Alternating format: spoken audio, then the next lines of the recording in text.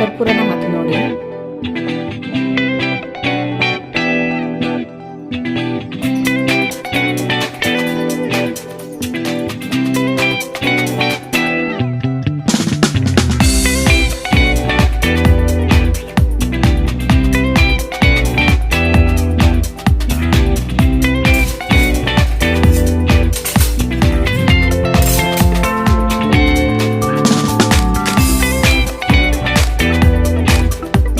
Everyone, welcome back to our channel Chandra's home world. ಈ ಒಂದು ವಿಡಿಯೋದಲ್ಲಿ ಬೆಳಗ್ಗೆಯಿಂದ ಸಂಜೆವರೆಗೂ ಅಡುಗೆ ಮನೆಯಲ್ಲಿ ಉಪಯೋಗವಾಗುವಂಥ ಕೆಲವೊಂದು ಸಲಹೆಗಳನ್ನ ಶೇರ್ ಮಾಡ್ತಾ ಇದ್ದೀನಿ. ಆದಷ್ಟು ವಿಡಿಯೋನ ಎಲ್ಲೂ ಸ್ಕಿಪ್ ಮಾಡಿದ್ರೆ ಕೊನೆವರೆಗೂ ನೋಡ್ತಾ ಹೋಗಿ. ವಿಡಿಯೋ ತುಂಬಾ ಇಂಟ್ರೆಸ್ಟಿಂಗ್ ಆಗಿರುತ್ತೆ. ವಿಡಿಯೋ ನೋಡೋದಕ್ಕಿಂತ ಮುಂಚೆ ನೀವೇನಾದರೂ ನಮ್ಮ ಚಾನಲ್ನ ಫಸ್ಟ್ ಟೈಮ್ ವಿಸಿಟ್ ಮಾಡ್ತಾ ಇದ್ರೆ ಈಗಲೇ ಸಬ್ಸ್ಕ್ರೈಬ್ ಮಾಡಿಕೊಂಡು ಪಕ್ಕದಲ್ಲಿರುವಂಥ ಬೆಲ್ ಐಕನ್ನ ಕ್ಲಿಕ್ ಮಾಡಿ. ಬೆಲ್ ಐಕನ್ ಕ್ಲಿಕ್ ಮಾಡಿ ಆಲ್ ಆನ್ ಆಪ್ಷನ್ ಕ್ಲಿಕ್ ಮಾಡೋದ್ರಿಂದ ನಾನು ನೆಕ್ಸ್ಟ್ ವಿಡಿಯೋ ಹಾಕಿದ ಕೂಡಲೇ ನಿಮಗೆ ನೋಟಿಫಿಕೇಶನ್ಸ್ ಅಂತ ಬರುತ್ತೆ. ನೀವೇ ಫಸ್ಟ್ ಆಗಿ ನಮ್ಮ ವಿಡಿಯೋಸ್ನ ನೋಡ್ಬೋದು. ಇನ್ನು ವಿತೌಟ್ ಡಿಲೇ 10 ಅಡುಗೆ ಮನೆಯ ಟಿಪ್ಸ್ ಯಾವುದು ಅಂತ ನೋಡೋಣ. ಟಿಪ್ ನಂಬರ್ 1, ಬೆಳಗ್ಗೆ ಪ್ರತಿಯೊಬ್ಬರಿಗೂ ಕೂಡ ಉಪಯೋಗ ಆಗುವಂಥದ್ದು. ಸಾಮಾನ್ಯವಾಗಿ ಬೆಳಗಿನ ಜಾವ ಖಾಲಿ ಹೊಟ್ಟೆಯಲ್ಲೇ ನಾವು ಬಿಸಿ ನೀರನ್ನ ಕುಡಿಯುವಂಥದ್ದು, ಹನಿ ವಾಟರ್ ಕುಡಿಯುವಂಥದ್ದು, ಗ್ರೀನ್ ಟೀ ಕುಡಿಯುವಂಥದ್ದು, ಡಿಟಾಕ್ಸ್ ವಾಟರ್ ಕುಡಿಯುವಂಥದ್ದು ಯಾವುದಾದ್ರೂ ಒಂದು ಅಭ್ಯಾಸ ಇದ್ದೇ ಇರುತ್ತೆ ಅಲ್ವಾ. ಸೊ ನಿಮಗೂ ಕೂಡ ಈ ರೀತಿಯ ಅಭ್ಯಾಸ ಇದ್ದರೆ ಈ ಒಂದು ಟ್ರಿಕ್ ನಿಮಗೆ ತುಂಬಾ ಹೆಲ್ಪ್ಫುಲ್ ಆಗುತ್ತೆ. ಫಸ್ಟ್ ನಾನು ಕೆಟಲಲ್ಲಿ ಬಿಸಿ ನೀರನ್ನ ಕಾಯಿಸೋಕ್ಕೆ ಇಟ್ಟಿದ್ದೀನಿ. ಬಿಸಿ ನೀರಿಂದ ನಾನು ಗ್ರೀನ್ ಟೀನ ಪ್ರಿಪೇರ್ ಮಾಡ್ಕೊಳ್ತಾ ಇದ್ದೀನಿ. ಈ ರೀತಿ ಗ್ರೀನ್ ಟೀ ಬ್ಯಾಗ್ಸ್ ಇಲ್ದಿದ್ದಾಗ ಈ ಒಂದು ಟ್ರಿಕ್ನ ಫಾಲೋ ಮಾಡ್ಬೋದು. ಫಸ್ಟ್ ಇಲ್ಲಿ ನಾನು ಈ ಒಂದು ಗ್ರೀನ್ ಟೀ ಬ್ಯಾಗ್ನ ತೆಗೆದುಬಿಟ್ಟು ಒಂದು ಗ್ಲಾಸಲ್ಲಿ ಹಾಕ್ಕೊಂಡು ಬಿಸಿ ನೀರನ್ನ ಹಾಕ್ಕೊಳ್ತಾ ಇದ್ದೀನಿ. ಇದು ಉಗುರು ಬೆಚ್ಚಗಾಗೋವರೆಗೂ ಬಿಟ್ಟು ಆಮೇಲೆ ಸಿಪ್ ಬೈ ಸಿಪ್ ಇದನ್ನು ತಗೊಳ್ಳೋದ್ರಿಂದ ಬಾಡಿಗೆ ಡಿಟಾಕ್ಸ್ ರೀತಿ ಇದು ವರ್ಕ್ ಆಗುತ್ತೆ. ವೆಯ್ಟ್ ಲಾಸ್ ಮಾಡೋವಂಥವ್ರಿಗೆ ತುಂಬಾ ಹೆಲ್ಪ್ಫುಲ್ ಆಗುತ್ತೆ. ಇದ್ರ ಬಗ್ಗೆ ನಿಮ್ಮೆಲ್ಲರಿಗೂ ಗೊತ್ತೇ ಇರುತ್ತೆ.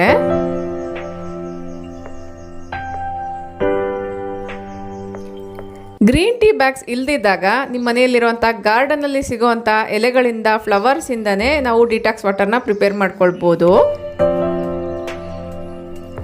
ನಾನಿಲ್ಲಿ ಟೆರೆಸ್ ಗಾರ್ಡನಲ್ಲಿರುವಂಥ ಕೆಲವೊಂದು ಶಂಕು ಹೂಗಳು, ದೊಡ್ಡ ಪತ್ರೆ ಮತ್ತು ತುಳಸಿ ಎಲೆಗಳು, ನಿಂಬೆಹಣ್ಣಿನ ಎಲೆಗಳನ್ನ ತೊಗೊಳ್ತಾ ಇದ್ದೀನಿ. ಈ ಎಲೆಗಳಲ್ಲಿ ಯಾವುದಾದ್ರೂ ಒಂದಿದ್ರೂ ಕೂಡ ಸಾಕಾಗುತ್ತೆ.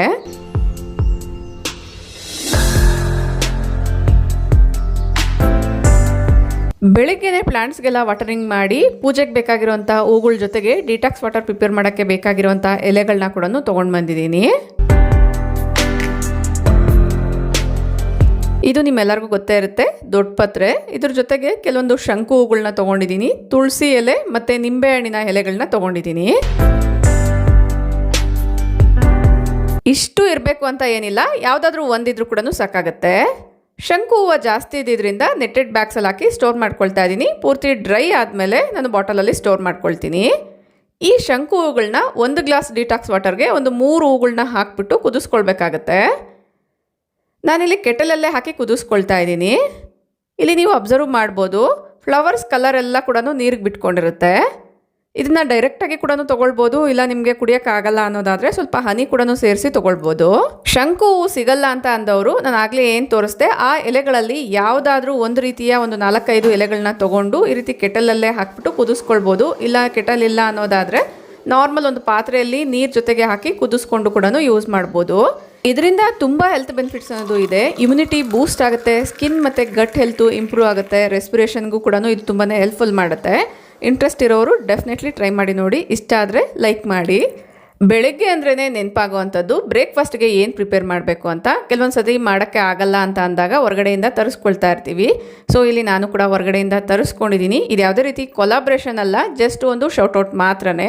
ಇದು ಹೋಮ್ಲಿ ಬೇಸ್ಡ್ ಆಗಿರೋದ್ರಿಂದ ನಿಮ್ಗೆ ಯಾರಿಗಾದ್ರೂ ಯೂಸ್ ಆಗುತ್ತೆ ಅನ್ನೋದ್ರಿಂದ ಶೇರ್ ಮಾಡ್ತಾ ಇದ್ದೀನಿ. ನಿಯರ್ ಬೈ ಯಲಹಂಕ ಇರೋರಿಗೆ ಇದು ಒಂದು ಒಳ್ಳೆ ಆಪ್ಷನ್ ಅಂತಲೇ ಹೇಳ್ಬೋದು. ಈ ಫುಡ್ನ ನಾನು ತರಿಸ್ಕೊಂಡಿರೋವಂಥದ್ದು ಓಮ್ ಪ್ಲೇಟ್ ಅನ್ನೋ ಒಂದು ಕ್ಲೌಡ್ ಕಿಚನಿಂದ. ಇದು ಜಕ್ಕೂರು ಅರ್ಕಾವತಿ ಲೇಔಟಲ್ಲಿ ಲೊಕೇಟ್ ಆಗಿರುತ್ತೆ. ಸುತ್ತಮುತ್ತ ಯಾರಾದರೂ ಇರೋರು ಒಂದ್ಸರಿ ಟ್ರೈ ಮಾಡಿ ನೋಡಿ. ಮನೆಯಲ್ಲೇ ಫುಡ್ನ ಪ್ರಿಪೇರ್ ಮಾಡಿ ಕೊಡೋದ್ರಿಂದ ಆ ಒಂದು ಹೈಜೀನ್ ಇರ್ಬೋದು, ಫುಡ್ ಕ್ವಾಲಿಟಿ ಅನ್ನೋದು ತುಂಬಾ ಚೆನ್ನಾಗಿರುತ್ತೆ. ನಿಮ್ಗೇನಾದರೂ ಇಂಟ್ರೆಸ್ಟ್ ಇದ್ದರೆ ಝೊಮ್ಯಾಟೊ ಅಲ್ಲಿ ಮತ್ತು ಡೈರೆಕ್ಟಾಗೂ ಕೂಡ ಆರ್ಡರ್ ಮಾಡ್ಕೊಳ್ಬೋದು. ಅದಕ್ಕೆ ಸಂಬಂಧಪಟ್ಟಿರುವಂಥ ನಂಬರ್ನ ನಾನು ಡಿಸ್ಪ್ಲೇ ಮೇಲೆ ಹಾಕಿರ್ತೀನಿ. ಇಂಟ್ರೆಸ್ಟ್ ಇರೋರು ಚೆಕ್ ಮಾಡಿ. ಆಂಧ್ರ ಸ್ಟೈಲ್ ಫುಡ್ಸ್ ಅನ್ನೋದು ಇವ್ರ ಹತ್ರ ಅವೈಲಬಲ್ ಇದೆ.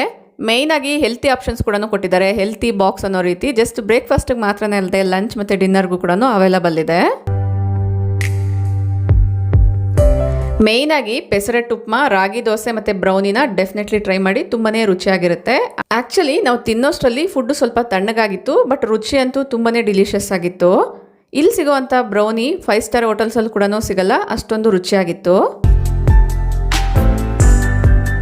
ಟಿಪ್ ನಂಬರ್ 2, ಮನೆಯಲ್ಲಿ ಸೊಳ್ಳೆ ಕಟ್ಟ ಇರಬಾರ್ದು, ಫ್ರೇಗ್ರೆನ್ಸ್ ಕೂಡ ತುಂಬ ಚೆನ್ನಾಗಿ ಬರಬೇಕು ಅನ್ನೋದಾದರೆ ಈ ರೀತಿ ಟ್ರೈ ಮಾಡಿ. ಆಲ್ ಔಟ್ಗೆ ಕರ್ಪೂರನ ಹಾಕಿ ನೋಡಿ.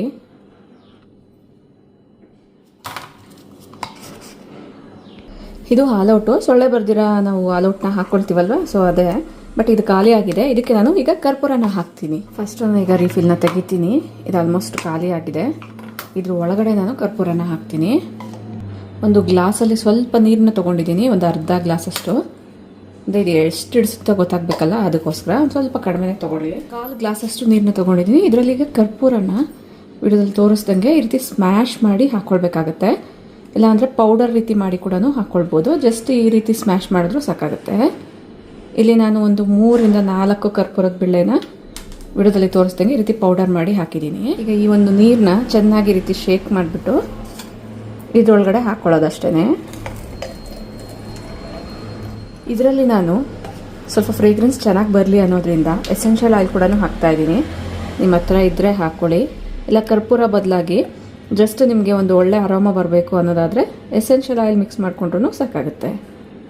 ಅಂದರೆ ನಾರ್ಮಲಾಗಿ ನಾವು ಕ್ಯಾಂಡಲ್ಸ್ ಎಲ್ಲ ಹಚ್ತಿರ್ತೀವಲ್ವ, ಒಳ್ಳೆ ಫ್ರೇಗ್ರೆನ್ಸ್ ಬರುತ್ತೆ, ಅರೋಮಾ ಡಿಫ್ಯೂಸರ್ಸ್ ಎಲ್ಲ ಯೂಸ್ ಮಾಡ್ತಿರ್ತೀವಿ. ಅದ್ರ ಬದಲಾಗಿ ನೀರು ಜೊತೆಗೆ ಒಂದು ಸ್ವಲ್ಪ ಎಸೆನ್ಷಿಯಲ್ ಆಯಿಲ್ನ ಹಾಕ್ಬಿಟ್ಟು ನಾರ್ಮಲಾಗಿ ಆಲ್ ಔಟ್ ಯಾವ ರೀತಿ ಆನ್ ಮಾಡ್ತೀವಿ ಅದೇ ಥರ ಮಾಡೋದು. ಅಂದರೆ ಅರೋಮಾ ಡಿಫ್ಯೂಸರ್ಸ್ ಎಲ್ಲ ಯೂಸ್ ಮಾಡ್ತೀವಲ್ಲ ಅದೇ ಥರನೇ. ಬನ್ನಿ ಈಗ ತೋರಿಸ್ತೀನಿ ಇದನ್ನು ಆನ್ ಮಾಡಿ.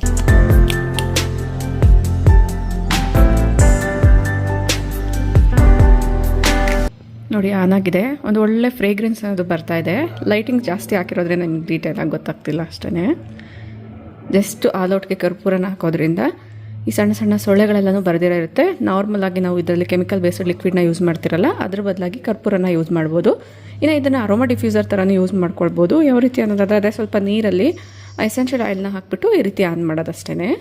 ಇಷ್ಟ ಆದರೆ ಈಗಲೇ ಒಂದು ಲೈಕ್ ಮಾಡಿ. ಟಿಪ್ ನಂಬರ್ 3, ಫ್ರಿಜ್ನ ಕೆಳಭಾಗದಲ್ಲಿರ್ಬೋದು ಅಥವಾ ಸೋಫಾ ಕೆಳಭಾಗದಲ್ಲೆಲ್ಲ ಕೂಡ ಜಾಸ್ತಿ ಜಾಗ ಅನ್ನೋದು ಇಲ್ಲದೆ ಇರೋದ್ರಿಂದ ಕ್ಲೀನಿಂಗ್ ಅನ್ನೋದು ಸ್ವಲ್ಪ ಕಷ್ಟ ಆಗುತ್ತೆ. ಈಸಿಯಾಗಿ ಈ ಒಂದು ಮೂಲೆಗಳಲ್ಲಿ ಸಂಧಿಗಳಲ್ಲಿ ಕ್ಲೀನ್ ಮಾಡಬೇಕು ಅನ್ನೋದಾದರೆ ಈ ಒಂದು ಟ್ರಿಕ್ನ ಫಾಲೋ ಮಾಡ್ಬೋದು. ಇಲ್ಲಿ ನೀವು ನೋಡ್ತಾ ಇದ್ದೀರಲ್ಲ, ಸೋಫಾ ಕೆಳಗಡೆ ಇರ್ಬೋದು ಅಥವಾ ಫ್ರಿಜ್ ಕೆಳಗಡೆ ಇರ್ಬೋದು, ಕ್ಲೀನ್ ಮಾಡಬೇಕಾದ್ರೆ ನಾರ್ಮಲಾಗಿ ಈ ರೀತಿ ಪೊರ್ಕೆಯಿಂದ ಕಸ ಗುಡಿಸ್ಕೊಳ್ಳೋದು, ಕ್ಲೀನ್ ಮಾಡೋದು ಮಾಡ್ತಿರ್ತೀವಿ.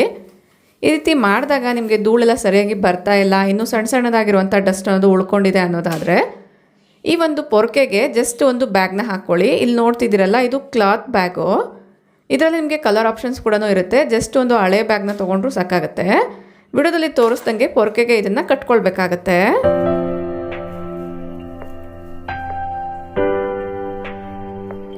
ಈಗ ಇದರಿಂದ ಡೈರೆಕ್ಟಾಗಿ ಕ್ಲೀನ್ ಮಾಡ್ಬೋದು. ಇಲ್ಲ ಅನ್ನೋದಾದರೆ ನಾರ್ಮಲ್ ಲಿಕ್ವಿಡ್ಸ್ ಎಲ್ಲ ಬರುತ್ತೆ ಅಲ್ವಾ, ಕ್ಲೀನಿಂಗ್ ಲಿಕ್ವಿಡ್ನ ವಿಡಿಯೋದಲ್ಲಿ ತೋರಿಸ್ದಂಗೆ ಸ್ವಲ್ಪ ಸ್ಪ್ರೇ ಮಾಡ್ಕೊಳ್ಬೋದು.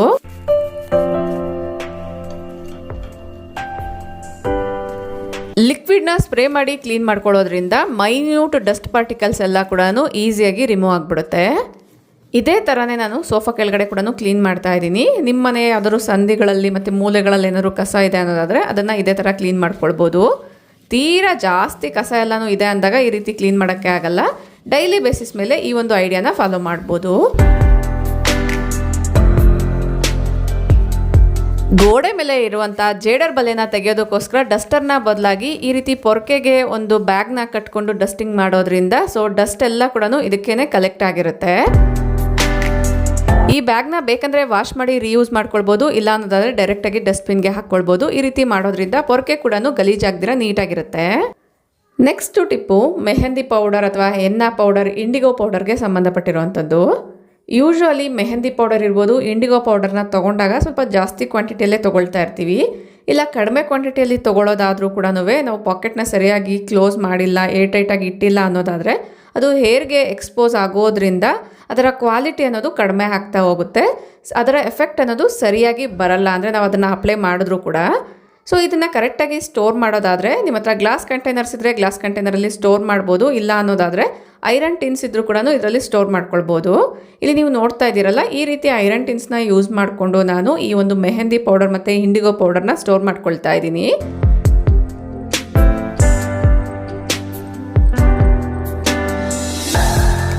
ಇದರಲ್ಲಿ ಇಂಡಿಗೋ ಮತ್ತು ಎನ್ನ ಪೌಡರ್ ಇದೆ. ಗ್ರೀನ್ ಕಲರ್ ಕಾಣಿಸ್ತಾ ಇರುವಂಥದ್ದು ಇಂಡಿಗೋ ಪೌಡರು, ಒಂದು ರೀತಿ ಬ್ರೌನಿಶ್ ರೀತಿ ಕಾಣಿಸ್ತಾ ಇರುವಂಥದ್ದು ಎನ್ನ ಪೌಡರು. ಇನ್ನು ಪೌಡರ್ನ ಮಿಕ್ಸ್ ಮಾಡಬೇಕಾದ್ರೆ ಐರನ್ ಬೌಲ್ ಅಥವಾ ಐರನ್ ಕಡಾಯಿನ ಯೂಸ್ ಮಾಡೋದ್ರಿಂದ ಇದರ ಎಫೆಕ್ಟ್ ಅನ್ನೋದು ಇನ್ನೂ ಚೆನ್ನಾಗಿ ಬರುತ್ತೆ. ಕೂದಲ ಕಲರ್ ಇರ್ಬೋದು, ನ್ಯಾಚುರಲ್ ಆಗಿ ಇರುತ್ತೆ.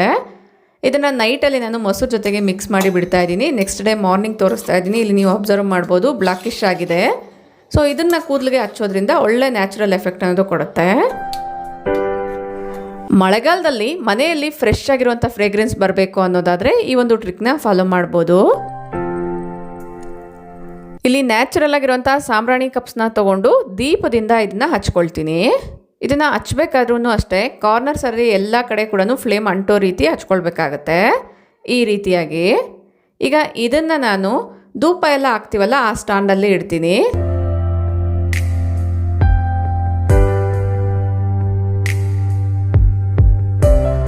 ಇದರಲ್ಲಿ ಸಾಂಬ್ರಾಣಿ ಪೌಡರ್ ಆಲ್ರೆಡಿ ಇರುತ್ತೆ, ಬಟ್ ಮನೆಯೆಲ್ಲ ಧೂಪ ಹಾಕಬೇಕು ಅನ್ನೋದ್ರಿಂದ ಇನ್ನೂ ಸ್ವಲ್ಪ ಎಕ್ಸ್ಟ್ರಾ ಸಾಂಬ್ರಾಣಿ ಪೌಡರ್ನ ಇದರಲ್ಲಿ ಹಾಕ್ತಾ ಇದ್ದೀನಿ. ಇದ್ರ ಜೊತೆಗೆ ಸ್ವಲ್ಪ ಜವಾದು ಪೌಡರ್ ಕೂಡ ಹಾಕ್ಕೊಳ್ತಾ ಇದ್ದೀನಿ. ಇದರಿಂದ ಒಂದು ಒಳ್ಳೆ ಫ್ರೇಗ್ರೆನ್ಸ್ ಒಂದು ಬರುತ್ತೆ. ಇದರಿಂದ ಮನೆಯೆಲ್ಲ ಧೂಪನ ಹಾಕೋದ್ರಿಂದ ಒಂದು ಒಳ್ಳೆ ಫ್ರೇಗ್ರೆನ್ಸ್ ಒಂದು ಬರುತ್ತೆ, ಒಂದು ಪಾಸಿಟಿವ್ ಎನರ್ಜಿ ಅನ್ನೋದು ಕ್ರಿಯೇಟ್ ಆಗುತ್ತೆ. ಮಳೆಗಾಲದಲ್ಲಿ ಮನೆಯಲ್ಲಿ ಒಂದು ರೀತಿ ಬ್ಯಾಡ್ ಸ್ಮೆಲ್ ಅನ್ನೋದು ಬರ್ತಿರುತ್ತೆ ಅಲ್ವಾ, ಅದನ್ನು ಅವಾಯ್ಡ್ ಮಾಡೋದಕ್ಕೋಸ್ಕರ ಇದು ನ್ಯಾಚುರಲ್ ಫ್ರೇಗ್ರೆನ್ಸ್ ರೀತಿ ಇದನ್ನು ಯೂಸ್ ಮಾಡ್ಬೋದು. ಒಂದು ಒಳ್ಳೆ ಏರ್ ಪ್ಯೂರಿಫೈಯರ್ ಆಗಿ ಕೂಡ ಇದು ವರ್ಕ್ ಆಗುತ್ತೆ.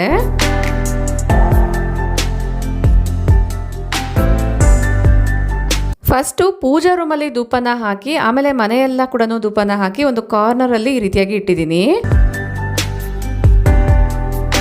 ನೆಕ್ಸ್ಟ್ ಒಂದು ಕಾರ್ಪೆಟ್ ಕ್ಲೀನಿಂಗ್ಗೆ ಸಂಬಂಧಪಟ್ಟಿರುವಂಥದ್ದು. ಮಳೆಗಾಲದಲ್ಲಿ ಕಾರ್ಪೆಟ್ಸ್ನ ವಾಶ್ ಮಾಡಿದ್ರೆ ಬೇಗನೆ ಒಣಗಲ್ಲ, ಒಂದು 4-5 ದಿನ ಆದರೂ ಬೇಕಾಗುತ್ತೆ. ಅದು ಕೂಡ ಸರಿಯಾಗಿ ಬಿಸಿಲಿಲ್ಲ ಅನ್ನೋದಾದರೆ ಒಂದು ರೀತಿ ಬ್ಯಾಡ್ ಸ್ಮೆಲ್ ಬರೋ ಚಾನ್ಸ್ ಇರುತ್ತೆ. ಈಸಿಯಾಗಿ ಕಾರ್ಪೆಟ್ಸ್ನ ಕ್ಲೀನ್ ಮಾಡೋದಕ್ಕೋಸ್ಕರ ಈ ರೀತಿ ಲಿಂಟ್ ರೋಲರ್ ಅನ್ನೋದು ಸಿಗುತ್ತೆ, ಇದನ್ನು ಯೂಸ್ ಮಾಡ್ಕೊಳ್ಬೋದು.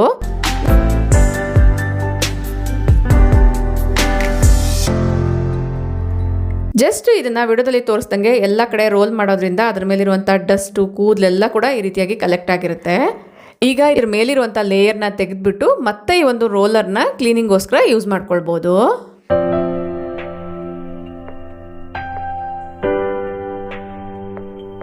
ಈ ರೀತಿ ಮಾಡೋದ್ರಿಂದ ಮೈನ್ಯೂಟ್ ಡಸ್ಟ್ ಪಾರ್ಟಿಕಲ್ಸ್ ಇರ್ಬೋದು, ಹೇರ್ಸ್ ಇರ್ಬೋದು, ಎಲ್ಲ ಕೂಡ ಈಸಿಯಾಗಿ ರಿಮೂವ್ ಆಗಿಬಿಡುತ್ತೆ.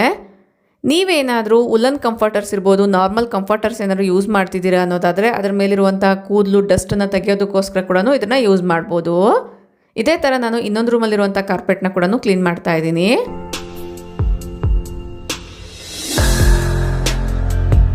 ಒನ್ಸ್ ಇದನ್ನು ಯೂಸ್ ಮಾಡಿದಾದಮೇಲೆ ಇದ್ರ ಮೇಲೆ ಒಂದು ಪೇಪರ್ ಅನ್ನೋದು ಕೊಟ್ಟಿರ್ತಾರೆ, ಅದನ್ನು ಮತ್ತೆ ನಾನು ಕವರ್ ಮಾಡಿ ಇಡ್ತಾ ಇದ್ದೀನಿ. ಇಲ್ಲ ಅನ್ನೋದಾದರೆ ಒಂದು ರೀತಿ ಗಮ್ ಇರೋದ್ರಿಂದ ನಾವು ಎಲ್ಲಿಟ್ಟಿರ್ತೀವೋ ಆ ಜಾಗದಲ್ಲಿ ಸ್ಟಿಕ್ ಆಗೋಕ್ಕೆ ಚಾನ್ಸ್ ಇರುತ್ತೆ, ಅದಕ್ಕೋಸ್ಕರ. Next Tipu drying mats. ಈ ಒಂದು ಮ್ಯಾಟ್ಸಿಂದ ತುಂಬ ಯೂಸಸ್ ಅನ್ನೋದು ಇದೆ. ಇದನ್ನು ಯಾವ್ಯಾವ ರೀತಿ ಯೂಸ್ ಮಾಡ್ಕೊಳ್ಬೋದು ಅನ್ನೋದನ್ನ ತೋರಿಸ್ತೀನಿ.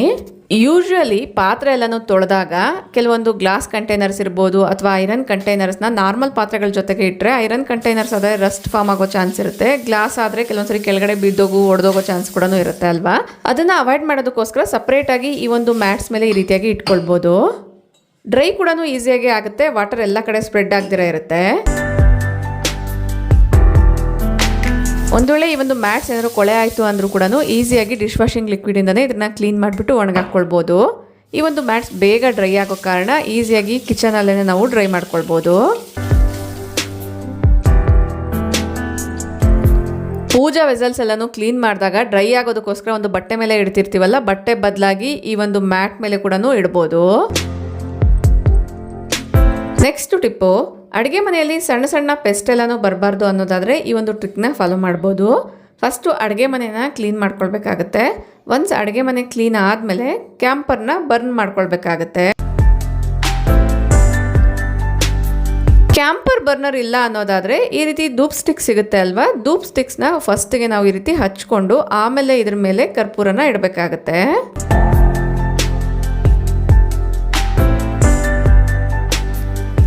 ಈ ರೀತಿ ಮಾಡೋದ್ರಿಂದ ಕರ್ಪೂರದ ಗಾಢವಾಗಿರುವಂಥ ಸ್ಮೆಲ್ಗೆ ಸಣ್ಣ ಸಣ್ಣ ಪೆಸ್ಟ್ ಅನ್ನೋದು ಅವಾಯ್ಡ್ ಆಗುತ್ತೆ. ಇಂಟ್ರೆಸ್ಟ್ ಇರೋರು ಡೆಫಿನೆಟ್ಲಿ ಟ್ರೈ ಮಾಡಿ ನೋಡಿ. ನೆಕ್ಸ್ಟ್ ಟಿಪ್ಪು, ಕಿಚನಲ್ಲಿರುವಂಥ ಕಟ್ಲರೀಸ್ನ ಆರ್ಗನೈಸ್ ಮಾಡೋದಕ್ಕೋಸ್ಕರ ಈ ರೀತಿ ಆರ್ಗನೈಸರ್ಸ್ನ ಯೂಸ್ ಮಾಡ್ತಾ ಇರ್ತೀವಿ.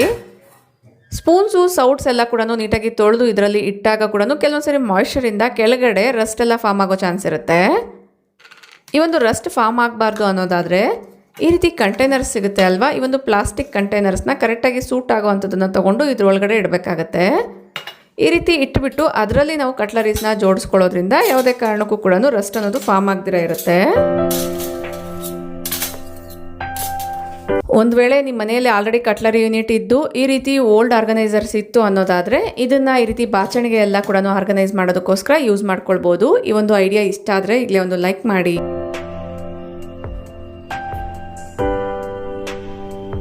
ನೆಕ್ಸ್ಟ್ ಟಿಪ್ಪು, ನೀವೇನಾದರೂ ಐಬ್ರೋ ಪೆನ್ಸಿಲ್ ಇರ್ಬೋದು, ಲಿಪ್ ಲೈನರ್ ಇರ್ಬೋದು ಯೂಸ್ ಮಾಡ್ತೀರಾ ಅನ್ನೋದಾದರೆ ಈ ಒಂದು ಟ್ರಿಕ್ ಯೂಸ್ ಆಗುತ್ತೆ. ಪೆನ್ಸಿಲ್ಸ್ನ ತೊಗೊಂಡಾಗ ಪ್ರತಿಯೊಂದಕ್ಕೂ ಕೂಡ ಕ್ಯಾಪ್ಸ್ ಅನ್ನೋದು ಕೊಟ್ಟಿರ್ತಾರೆ. ಬಟ್ ನಾವು ಯೂಸ್ ಮಾಡ್ತಾ ಮಾಡ್ತಾ ಕ್ಯಾಪ್ ಅನ್ನೋದು ಮಿಸ್ ಆಗುತ್ತೆ ಅಲ್ವಾ. ಡೈರೆಕ್ಟಾಗಿ ಇಡ್ತೀವಿ ಅನ್ನೋದಾದರೆ ಡಸ್ಟ್ ಎಲ್ಲ ಕೂಡ ಕಲೆಕ್ಟ್ ಆಗಿ ಅದನ್ನು ನಾವು ಹಚ್ಕೊಳ್ಳೋದ್ರಿಂದ ಕೆಲವೊಂದು ಸರಿ ಸ್ಕಿನ್ ಪ್ರಾಬ್ಲಮ್ಸ್ ಆಗೋ ಚಾನ್ಸ್ ಕೂಡ ಇರುತ್ತೆ. ಅದನ್ನು ಅವಾಯ್ಡ್ ಮಾಡಬೇಕು ಅನ್ನೋದಾದರೆ ಈ ರೀತಿ ಪೆನ್ ಕ್ಯಾಪ್ಸ್ ಇರುತ್ತೆ ಅಲ್ವಾ, ಪೆನ್ ಕ್ಯಾಪ್ಸ್ನ ಕೂಡ ಇದಕ್ಕೆ ಯೂಸ್ ಮಾಡ್ಬೋದು. ಈಗ ಪೆನ್ಸಿಲ್ ಮೇಲೆ ಡಸ್ಟ್ ಎಲ್ಲ ಕೂಡ ಕಲೆಕ್ಟ್ ಆಗದಿರ ಇರುತ್ತೆ, ಹೈಜಿನಿಕ್ ಆಗೋ ಕೂಡ ಇರುತ್ತೆ. ಈ ರೀತಿ ಪೆನ್ಸಿಲ್ಸ್ ನೀವೇನಾದ್ರು ಯೂಸ್ ಮಾಡಿದ್ರೆ ಒಂದ್ಸರಿ ಟ್ರೈ ಮಾಡಿ.